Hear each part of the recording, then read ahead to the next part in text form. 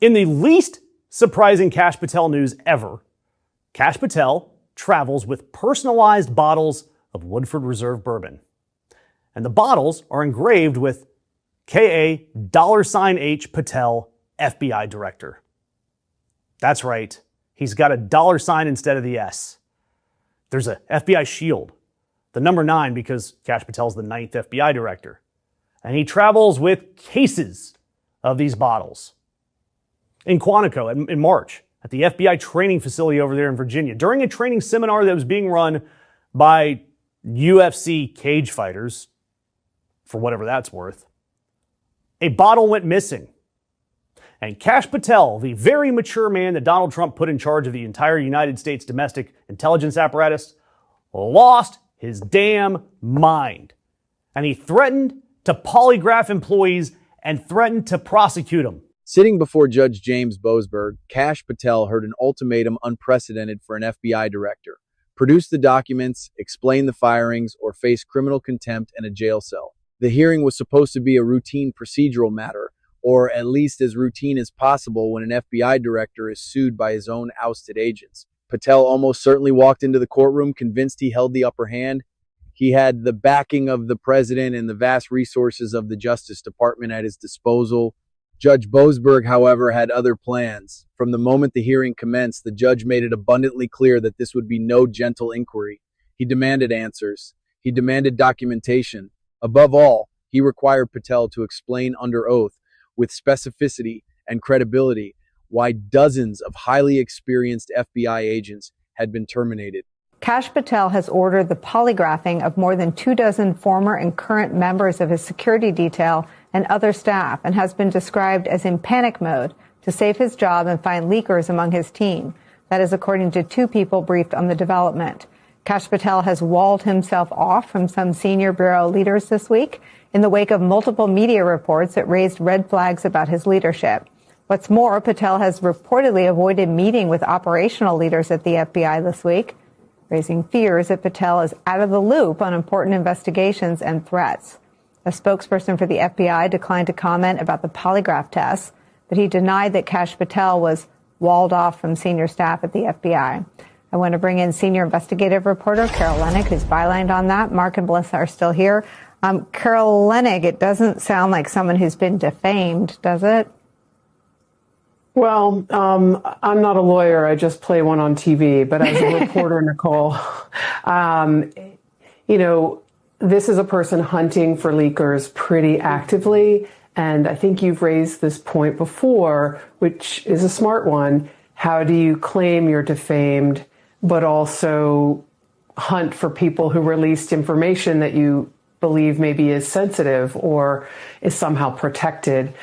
As we reported at MS Now I can't remember if it was 2 days ago or a day, but it was basically a finding that Patel had ordered this investigation into the leaks or the sources to an Atlantic magazine piece that described how FBI agents were super, super worried about the leadership of the Bureau because of Patel allegedly engaging in drinking to excess on a pretty regular basis and having to reschedule meetings in the mornings after these quote unquote alcohol fueled events. We also then learned, because once you report one story, more people want to tell you more about other things that disturb them. We learned that Patel has ordered the polygraph of all of these agents, a very large group who used to travel with him and who travel with him now, to try to find out who may be talking to reporters. This is sending a real chill through the FBI, but even more worrisome to them, Nicole, is the way in which Patel has not agreed to meet with lots and lots of other operational leaders in the Bureau. This worries people because there's a regular sort of line of threats and investigations that the Bureau director needs to be briefed on and needs some input on. Of course, there are some decision points that he must be involved in, and this is worrying them. I agree that we should emphasize that the FBI spokesperson, Ben Williamson, said that Kash is having meetings with senior leaders, but he wasn't extremely specific about those he's not meeting with. I I'm going to do something I don't always do. I would like to read the piece. It is new since I've been on the air, but I think it's important for our viewers to hear what you're reporting right now exclusively. FBI Director Kash Patel has ordered the polygraphing of more than 24 former and current members of his security detail, and other staff has been described as in panic mode to save his job and find leakers among his team. That's according to 2 people briefed on that development. Patel has walled himself off, as we've been discussing, from some senior bureau leaders this week in the wake of multiple media reports that raised red flags about his leadership. That's according to 3 people familiar with his recent actions. 2 of the people told MS Now that the director ordered the polygraphing this week of the former and current security detail members, as well as several information technology staff. I want to stop here and just, we don't focus in on this, but this is a hallmark of the Atlantic reporting as well. This is deeply sourced. Every line has a minimum of 2, in some instances, 3 sources. Just talk about that level of corroboration. This wasn't just a bad day in court.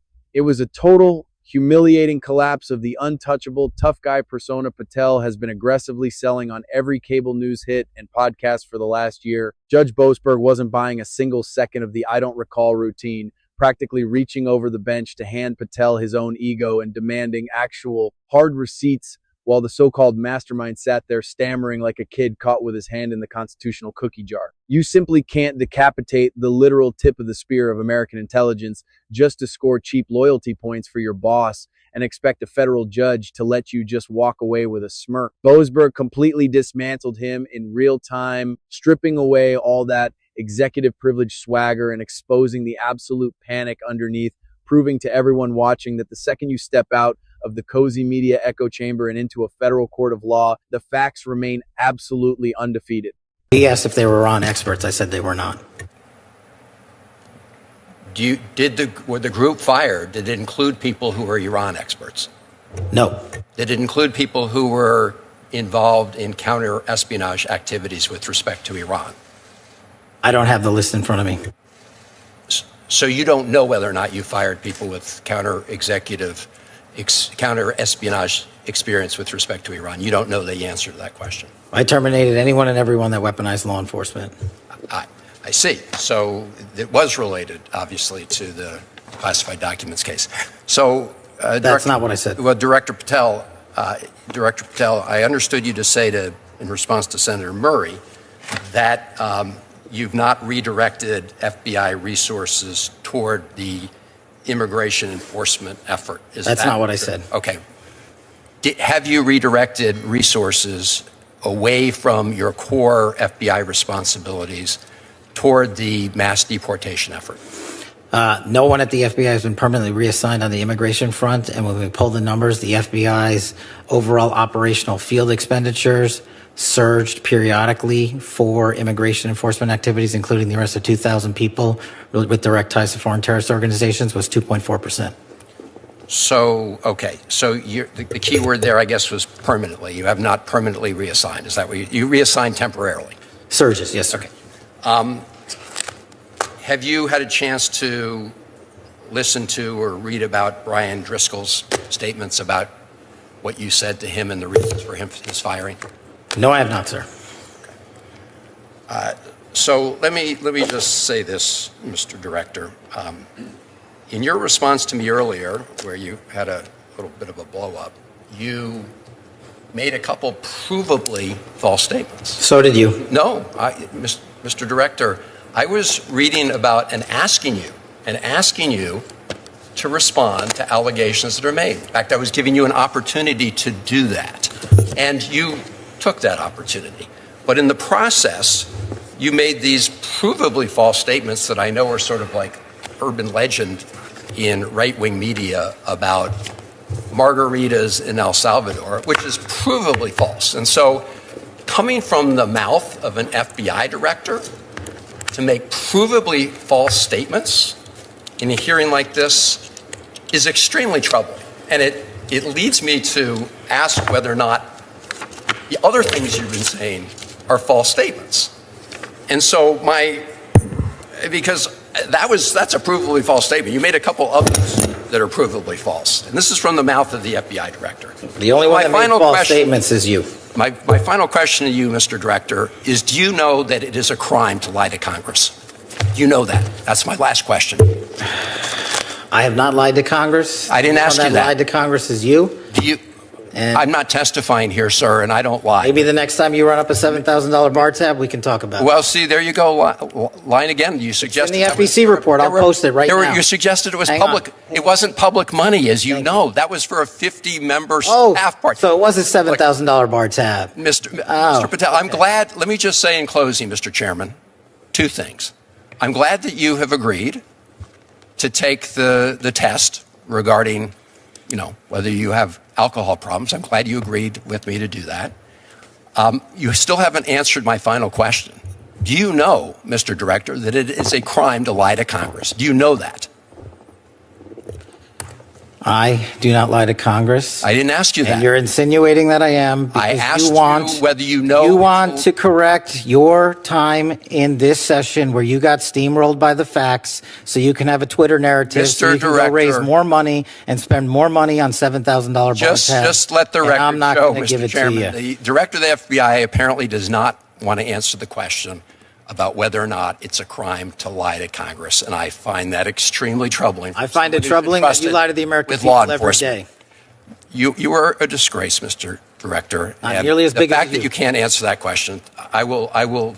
That concludes my questioning, Mr. Chairman. But I'm obviously very troubled. Guys, you literally cannot script a more spectacular find-out phase than this.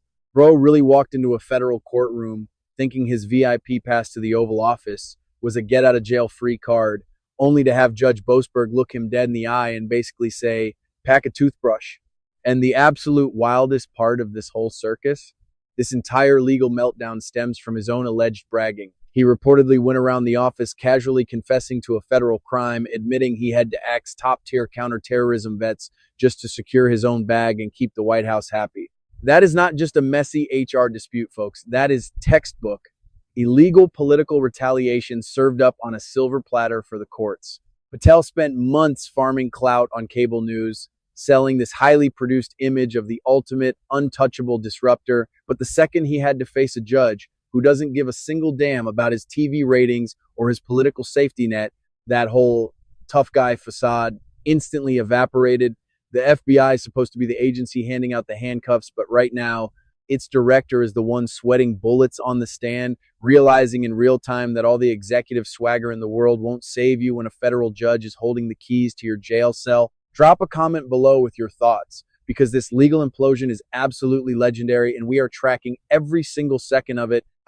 Chris Wray doesn't need a government-funded G5 jet to go to vacation. Maybe we ground that plane. $15,000 every time it takes off. Just a thought. Go take their money. Chris Wray doesn't need a private jet. We're not the guys running around on private jets. And somebody maybe in Congress should ask for how many flights on a private jet Director Comey took, or my predecessor Director Wray took, and how many personal trips they took. Good idea. FBI Director Kash Patel has repeatedly slammed his predecessor, Chris Wray, for misusing private jets. It's ironic now because last week Patel was caught misusing a private jet to go on a date. And now he's, crashing out. Story has a lot of twisted turns that you should stick around for. But first, Jank, your 2 cents. Yeah, I've covered stories like this dozens of times where the government official criticizes the past guy, then comes in and does the same exact thing. Do you not know we're going to catch you? How do you not know that? All right, we'll talk more about how dumb Kash Patel is in a second, but also one of his defenses was a Katie Miller-like attack. You know how Katie Miller attacked me on a rando way? Kash Patel does the same thing. It's kind of hilarious. So we'll show that to you now. Well, we should tell you first about his dating life. Remind you, Patel is currently dating country singer Alexis Wilkins. Last week, Wilkins sung the national anthem at a wrestling match. Patel went to the match to see her perform. And according to publicly available flight logs, he used a government jet to go see her. So now we should note this. FBI directors are required to use government planes for any trips, including personal ones. They are completely banned from flying commercial. Ben Williamson, the assistant director for public affairs at the FBI, also stated this. On personal travel, the director pays a reimbursement in advance. When Kash flies, he chooses to take a government airfield versus airports like DCA because the government option is about 2.5 times cheaper. This is a choice that ends up saving millions in the long haul. His predecessors did not do this. Chris Wray, for example, took 772 trips, and over 2/3 of those were out of DCA. The DCA trips costing $3.9 million, 2.2 more expensive than government airfield would have been. Apparently, Patel was outraged that anyone even found out about his trip in the first place. Last week, he fired 27-year FBI veteran Stephen Palmer, who oversaw the FBI's fleet of jets. But the crash out continued yesterday when Patel wrote a long post addressed to his haters. Let me be clear, we will not be distracted by baseless rumors or the noise from uninformed internet anarchists and the fake news.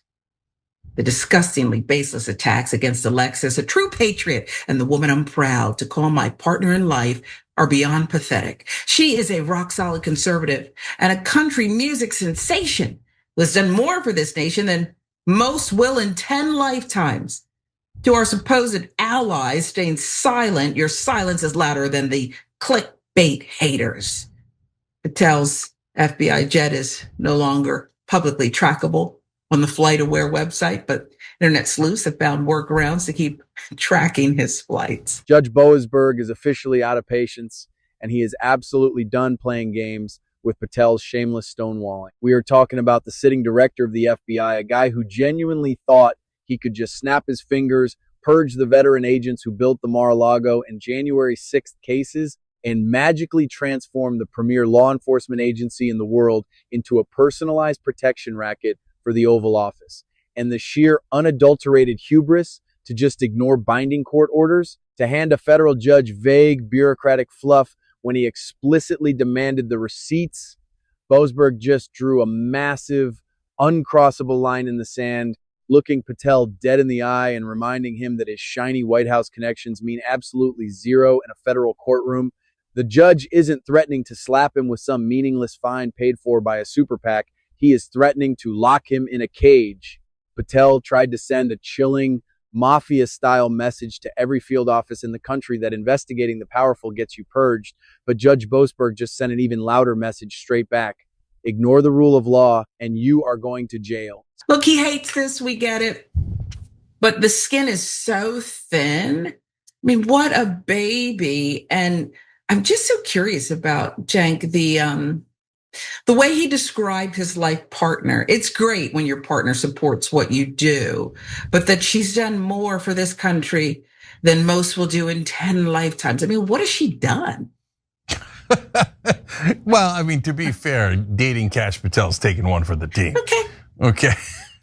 You're right. Maybe that's her form of patriotism. Okay, so two different things here. First off is they say, well, actually taking the normal planes, the DCA trips as they call it, is more expensive than taking the private jet.